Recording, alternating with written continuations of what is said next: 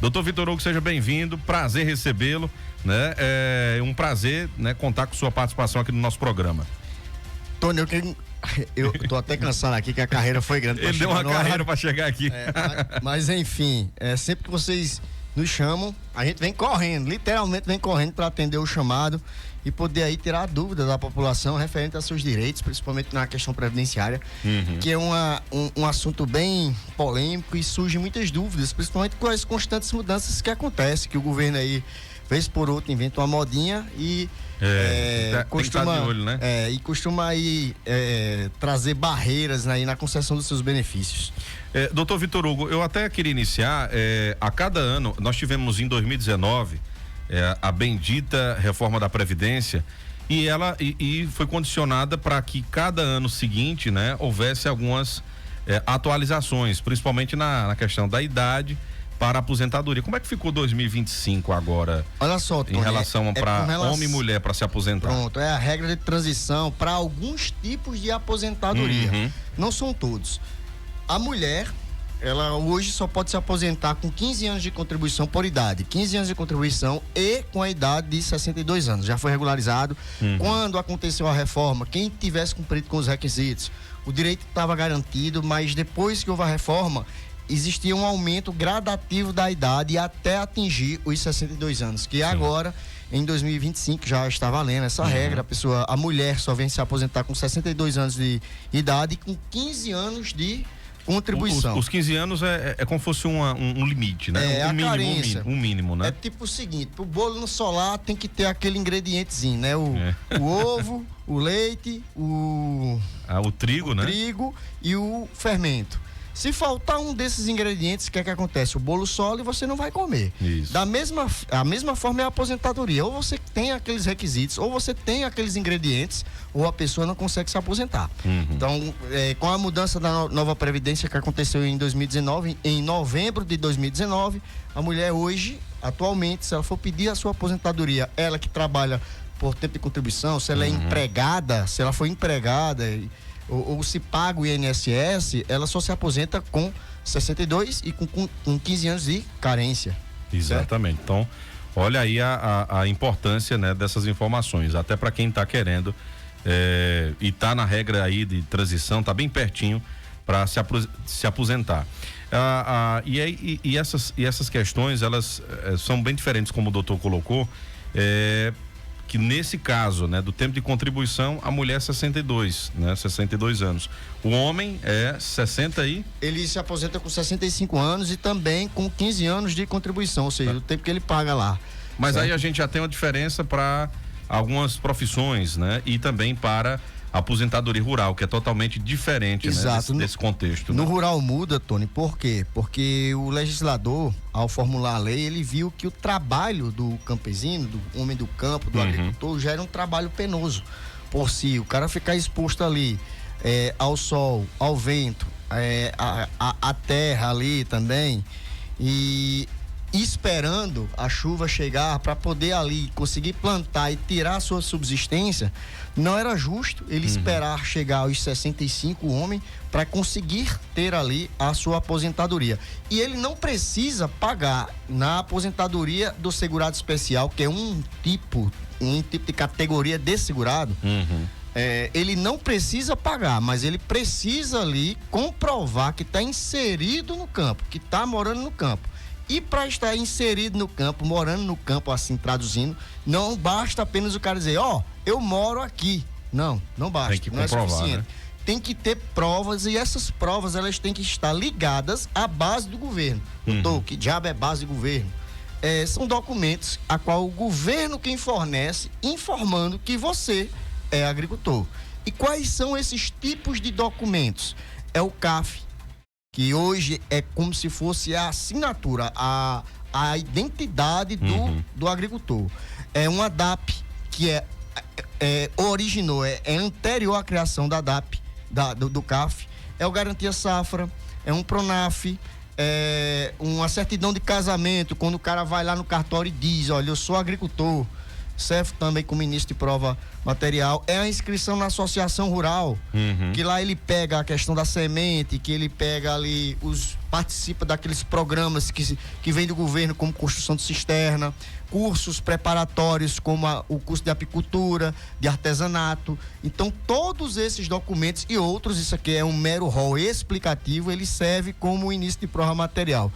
Fora o calor, né? Que é a prova maior, que o cara fica ali com marcas de sol. Fala em calor não, que hoje aqui a gente tá sofrendo. Você tá aqui parecendo um agricultor, viu, Tony? Você tá mais suado que pano de cuscuz. Chega a tá abanando aqui a cabeça. Mas é isso. A gente já tem até algumas perguntas aqui, muita gente fazendo perguntas. Eu ouvi dizendo, olha, boa tarde, Tony, pergunta para o Dr. Vitor Hugo sobre um auxílio doença, né? Que marca a perícia, né? Daqui a um ano, ainda vale? Acho que tá dizendo que a perícia está marcada para daqui a um ano. Vale, será vale que vale? Sim. Agora o seguinte, se está marcada daqui a um ano, como esse tempo não é razoável, a pessoa está passando por uma situação de necessidade, porque é o seguinte, o cara quando marca um auxílio doença, um benefício por incapacidade temporária, ele está precisando do dinheiro. Exatamente. Pelo menos para comprar a medicação e no fato mais importante, para garantir a sua própria sobrevivência. Aí tem uns remédios constitucionais aí, não é remédio de farmácia não, viu, pessoal? É um termo jurídico, né? É um termo jurídico. A gente entra com um determinado tipo de ação que aí garante a antecipação desse auxílio, dessa perícia. Tá? Então aí, se a pessoa não tiver advogado, procura um advogado da tua confiança, que ele vai saber qual a ferramenta necessária para antecipar essa perícia aí. Olha, outra pergunta que chega é do José Braz, ele é do bairro do Bom Jesus. Gostaria de perguntar ao doutor Vitor Hugo se quem tem BPC é paciente de hemodiálise e é visual, né? Acho que é deficiência visual. Acho que deve ser deficiência. Se tem direito a um auxílio acompanhante. Isso é interessante, Tony, é o chamado acréscimo de 25% nos benefícios. Existia ou transitava no Superior Tribunal, no STF aí e no STJ, a discussão com relação se esse esse acréscimo, ele se estendia para os demais benefícios. Porque esse acréscimo, ele é originário do benefício por incapacidade permanente. Sim. A antiga aposentadoria por invalidez. Sim. Infelizmente, mais uma vez o segurado foi voto vencido aí e ele não se estende, ele é exclusivo para aposentadoria por invalidez. Ele não vai para nenhuma outra aposentadoria, a não ser a aposentadoria por invalidez. O BPC também não vai ter direito, porque ele é um benefício assistencial, ele não se mistura com o benefício da Previdência. É um outro ramo da Seguridade Social e que eles não se misturam. É uma questão de logística que o INSS gere aí a concessão desse benefício e a manutenção do mesmo. Que interessante, né? Para que as pessoas consigam entender, né? Existe o aposentado BPC, existe o aposentado por invalidez, né? E, enfim, assim por diante. E por isso que é importante que você procure, né? Quem entende realmente, né? Quem um técnico jurídico mesmo, né? No caso, um advogado, uma advogada que possa te auxiliar, né? Da sua confiança, para que você também entenda, né? Entenda como realmente pedir o benefício. Tem mais outras participações aqui, né? Tem um ouvinte dizendo o seguinte, boa tarde, a carteira do sindicato, né? Que a gente paga todos os meses, é correto, né? Eu vejo que acho que até é um dos documentos que até na hora da solicitação de uma aposentadoria rural, muitas vezes aquele documento que você é filiado a um sindicato, né, que participa atualmente de algum tipo de associação, isso corrobora também com documento, né, com comprovação ou não? Corrobora sim, é um início de prova, só que o seguinte, não é obrigatório, eu vou deixar claro aqui, não é obrigatório você se filiar, você se filiar ao sindicato se caso você de fato queira. No entanto, o sindicato ele tem a sua importância. Por quê?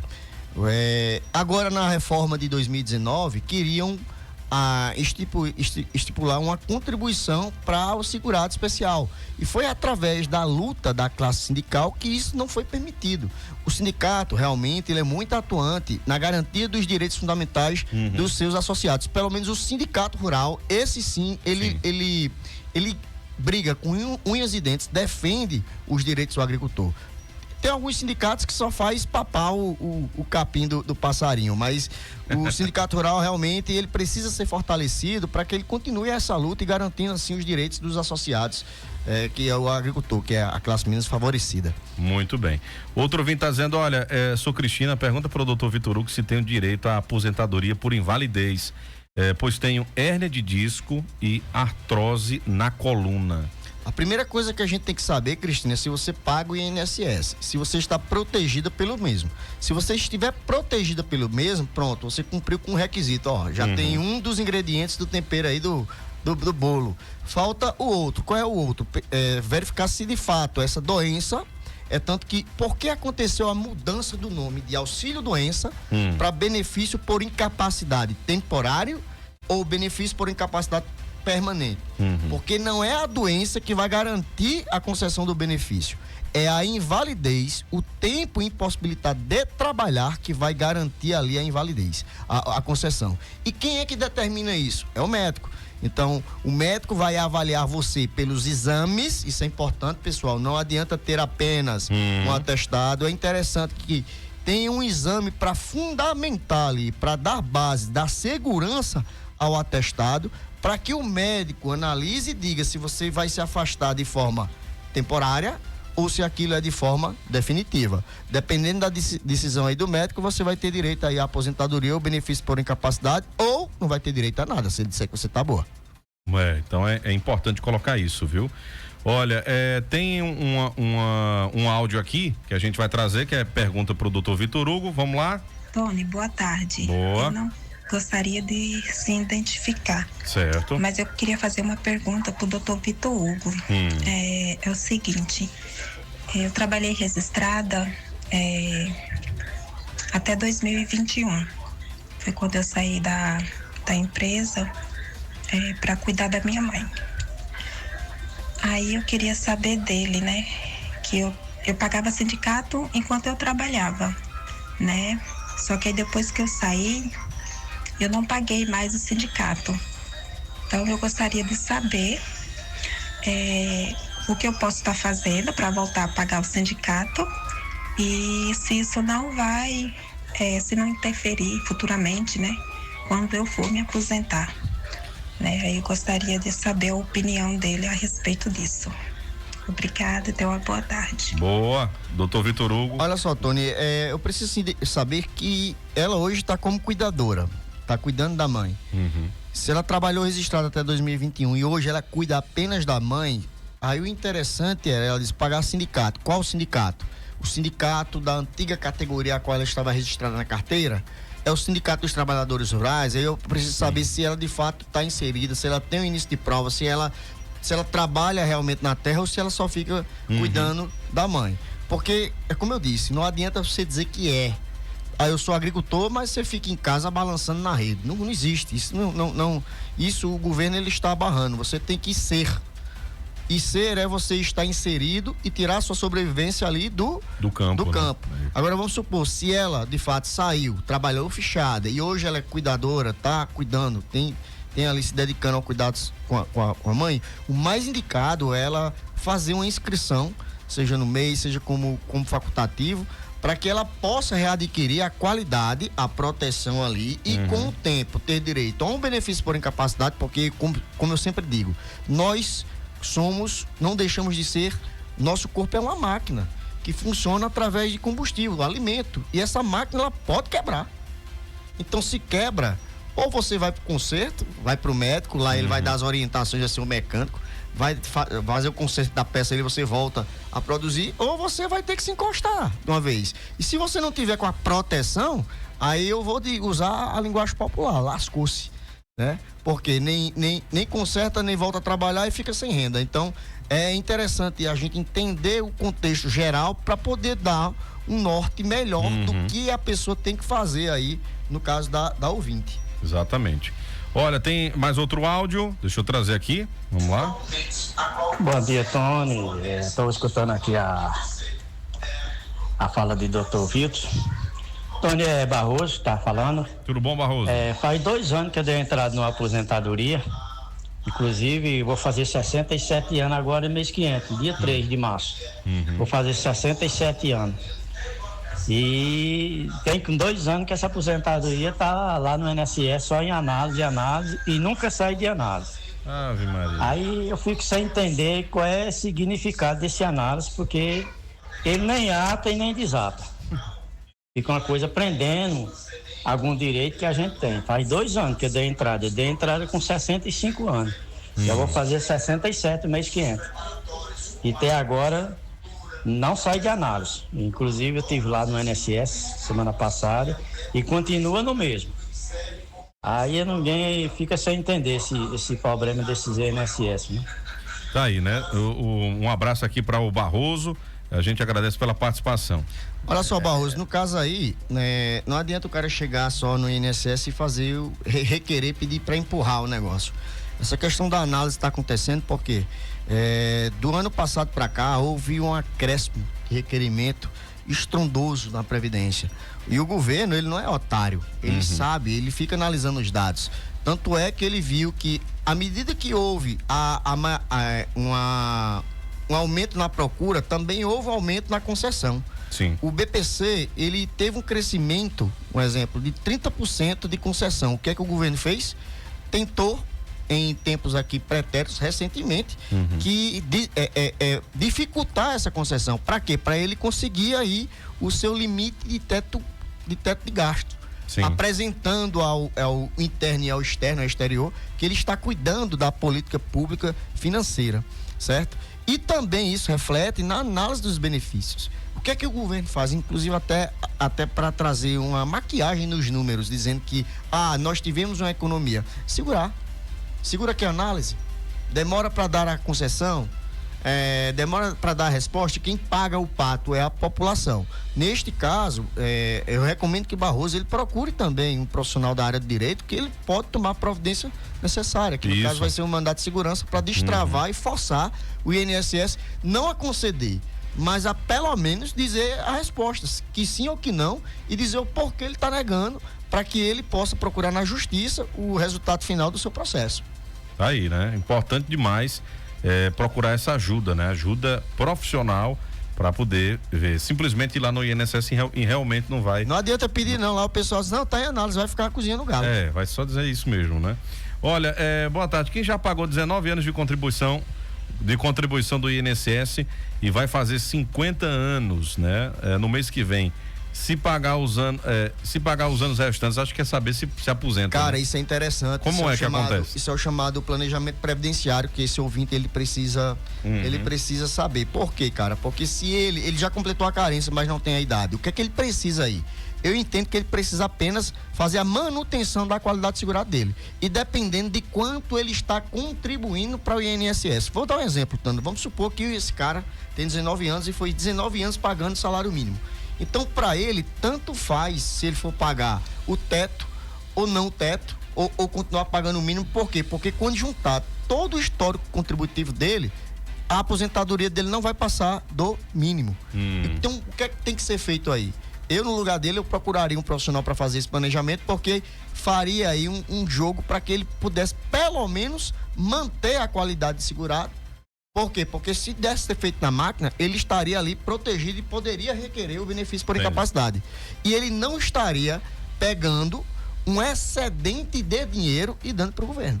Porque até isso a gente tem que agir com inteligência. Não é porque eu preciso pagar a vida inteira. Não, cara. Completou a carência, faz um planejamento, vê quantos meses você precisa pagar ano para que você tenha ali mantido a qualidade e ter ali a concessão do seu benefício. Da mesma forma, aquela pessoa que quer se aposentar com valor maior. Sim, eu nunca paguei. Que eu ia perguntar agora. Eu nunca paguei. Cara, procura um profissional, ele vai dizer quanto tempo você precisa, quando você vai startar, ou seja, iniciar ali o pagamento para que você possa pagar e conseguir o teto da Previdência. Porque se você não fizer esse planejamento, você vai dar dinheiro de rodo ao governo. Então tem que agir com inteligência, é por isso que é importante a gente trabalhar essa questão preventiva, procurar antes que o ladrão entre, não depois que ele entra. O cara quer botar portão elétrico, né, as câmeras de segurança, contratar segurança, às vezes compra até um cachorro maior para assustar o ladrão. Ou seja, a gente não pode deixar o ladrão entrar para cumprir com a obrigação. Procura antes. Exatamente, é importante demais, né? Fazer esse planejamento para que você também, quem quiser, olha, eu não queria me aposentar com um salário mínimo, né? Então vamos fazer aqui um planejamento para Não, eu quero me aposentar com 2, né? Então aí você tem que fazer. Vamos fazer o bem bolado, quanto é que eu Isso. tenho que pagar, quanto tempo eu Exatamente. tenho que pagar para que eu não possa estar jogando dinheiro no ralo. Exatamente. Oxê, tá na gola aí da escola, né? Pois é. Professor. Posso perguntar, mas não é Pode Joãozinho, eu não dele é Joãozinho, que Joãozinho tem umas perguntas capciosas, né? Vai lá, Sebastião Costa, fica à vontade. Só não vale perguntar se você pode se aposentar, viu? Já fiz o planejamento dele, ele tá devendo uns aninhos aí pra trás. A gente vai resolver isso. E após? Advogado bom é pra isso, rapaz. Muito bem. Então, é justamente essa questão que a gente diz.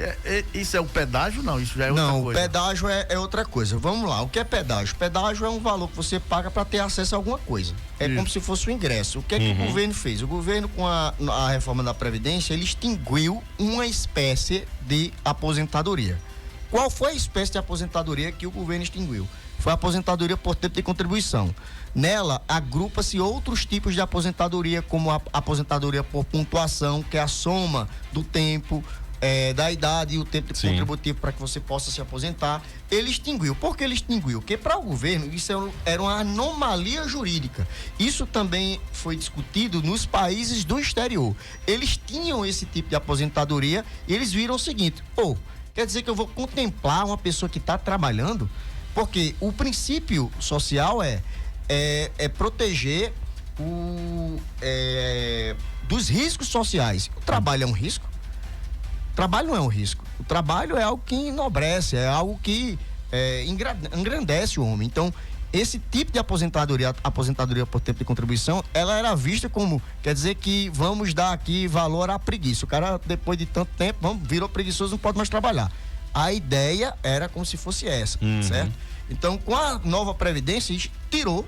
Não existe mais, se uma pessoa for começar hoje a trabalhar, ela não mais vai ter o direito a esse tipo de aposentadoria. Mas aquelas pessoas que já estavam, elas vão ter direito, sim, elas podem pedir. Mas para que elas possam... Sebastião, vou poder pedir. Mas para que elas possam ter direito a esta aposentadoria, elas têm que cumprir com alguns requisitos. E tem o pedágio de 50%, ou seja, vou explicar, uma pessoa que tinha 33 anos antes da reforma. 33 anos, faltava o quê?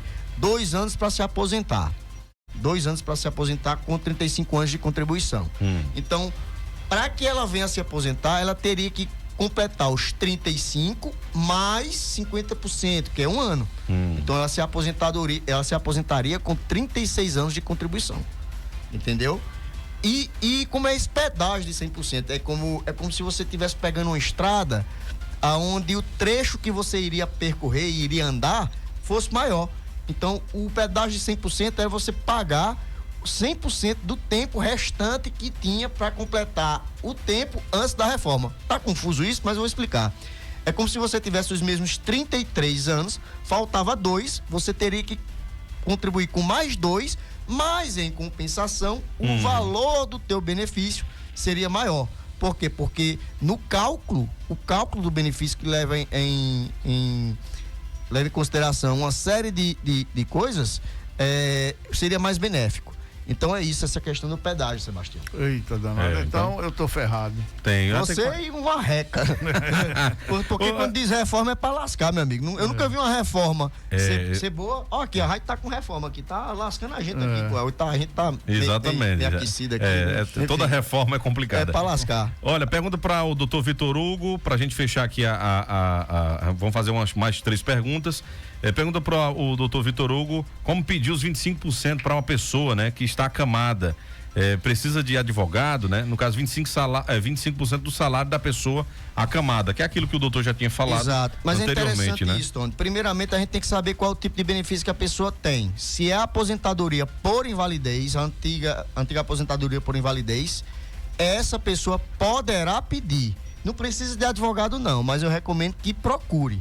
Não é preciso, nenhum tipo de benefício do INSS é preciso de advogado. No entanto, o cara vai só e já tem dificuldade, quanto mais 100. Exatamente. Então, é recomendado que você sempre procure auxílio de um profissional que possa lhe orientar melhor e lhe conduzir para conseguir o melhor benefício. Então, eu sempre recomendo que procure um advogado da sua confiança para que ele possa lhe orientar com relação a isso. precisa-se de um laudo. Esse laudo ele tem que ser descritivo, que a pessoa se encontra-se em situação que não consegue fazer suas necessidades primárias, tendo a necessidade de uma pessoa acompanhada de forma permanente. Então tem que vir com essa orientação descritiva que precisa de acompanhamento permanente para o desenvolver das atividades primárias, seja tomar um banho, vestir uma roupa, comer, andar. Se a pessoa está prostrada, acamada, consequentemente já cumpre um dos requisitos. Precisa do laudo e precisa saber qual tipo de benefício que ela é beneficiária, que ela tem. Muito bem. Tem um ouvinte agora, não quer ser identificada, tem um câncer de pele, né? Tem um benefício temporário. Pergunta se eu não conseguiria um benefício direto, né? O que deve fazer? O direto que ele diz deve ser a aposentadoria por tempo. Acho que conseguir. Por invalidez. Não só por temporária, né? No caso que se ficar boa, a permanente. Vai perder, né? Depende da tua atividade. Vamos supor, Deus o livre, vamos supor que eu tenho um câncer de pele, eu sou advogado, trabalho na sala escura. Então, qual vai ser o meu risco, minha exposição ao sol? Um dos fatores preponderantes, isso não quer dizer isso que o doutor está colocando é o que é o pensamento do INSS. Exato. Ao analisar o caso. Exato. Né? Então, se a pessoa está com câncer e, um exemplo, dando outro exemplo, a pessoa é agricultor, tem uma certa idade, já um pouco avançada, 45 anos, pronto, eu já ia dizer que eu tava lascado, enfim. Tem 45 anos. Grau de instrução baixo. Ou seja, a pessoa, de fato, só aprendeu a assinar um nome. É o chamado analfabeto funcional. E, cara, ela tá com câncer de pele, uma pessoa dessa vai ser reinserida aonde? Porque o que ela aprendeu a vida inteira foi trabalhar no pesado exposto ao sol. Ah, mas você pode se proteger, camarada. Você não protege o corpo 100%. Você não tem que proteger apenas aquela região que está lesionada. A lesão, ela pode surgir em outra região. E segundo os dermatologistas, a nossa pele, ela tem a função de acumular temperatura. Então, ao longo imagina quanto tempo esse cidadão não levou de sol. Exato. E que a doença requer até a quintura prejudica. Exato. Né, e tem outra situação, a gente fala do sol, mas também tem a radiação das luzes. Isso também. Fotovoltaicas, eu não sei qual. Fotovoltaica, que também podem contribuir com a mancha na pele, se ocasionam ou não o câncer. Eu não sou a melhor pessoa para falar. E um dermatologista, um médico. Isso, doutora Samara, eu vou chamar ela. Chame, ela pode dizer se isso pode ou não contribuir. Se contribuir, a pessoa de fato tem que ser afastada. Então é importante. E a última pergunta pra gente fechar aqui, porque quando o doutor Vitor Hugo vem aqui, ó, o WhatsApp não para. Muitas perguntas aqui. Tá dizendo aqui, boa tarde, doutor Vitor Hugo. É verdade que o INSS agora está demorando meses para dar o resultado de perícia, mesmo a quem já está recebendo por incapacidade, né? É a Aparecida Nunes de Carnaíba. Rapaz, que está ouvindo a gente. Se tá demorando e a pessoa tá recebendo, é bom demais, né? Então pode demorar um século. Um século. Agora.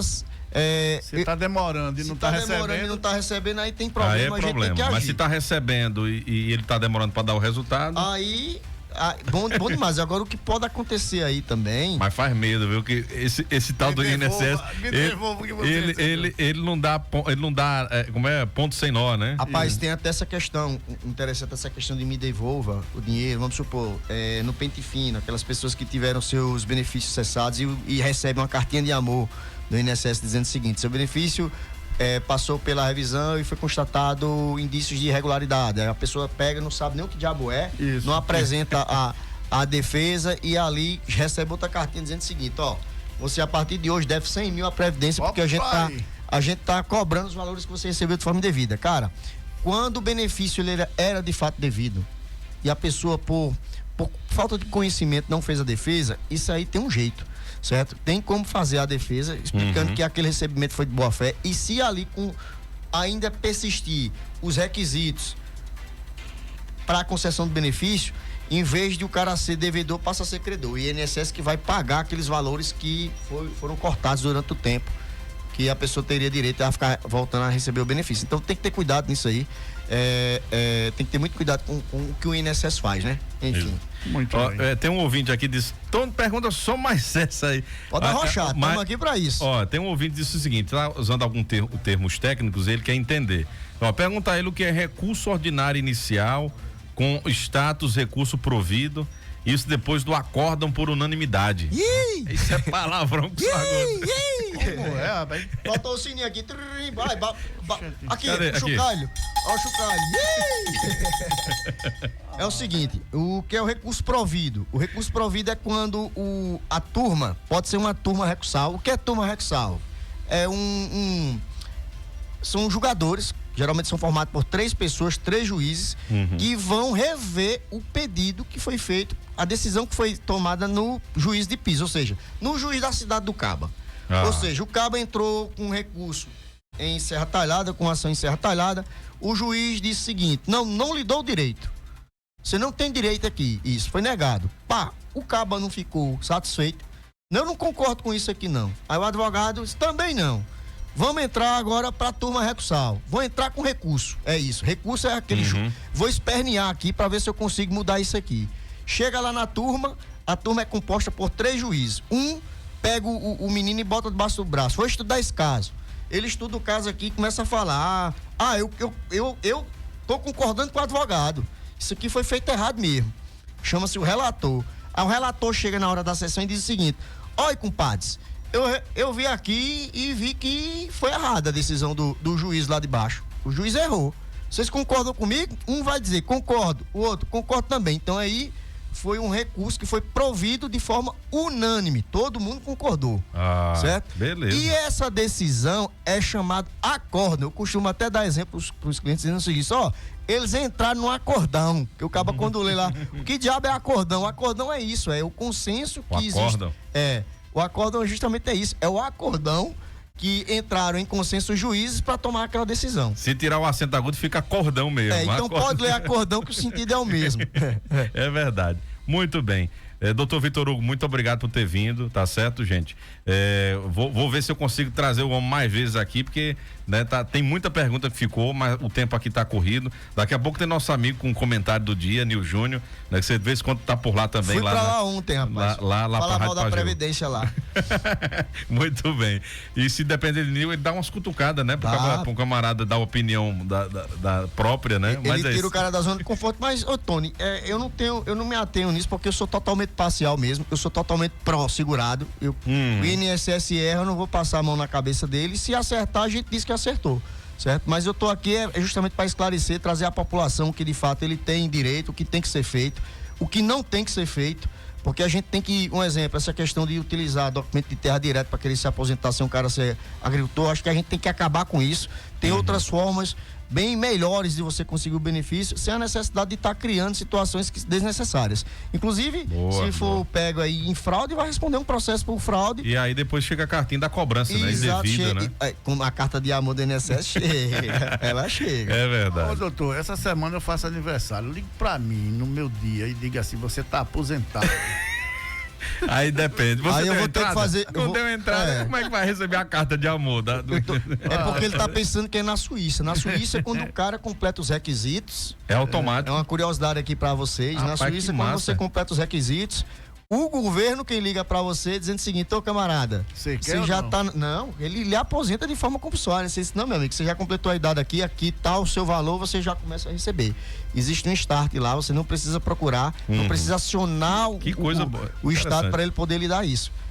É ao contrário do Brasil. E isso aqui não acontece por quê? Porque eu acho que nós não temos estrutura suficiente para que isso acontecesse. Por quê? Porque é um país continental. A Suíça é do tamanho de Pernambuco.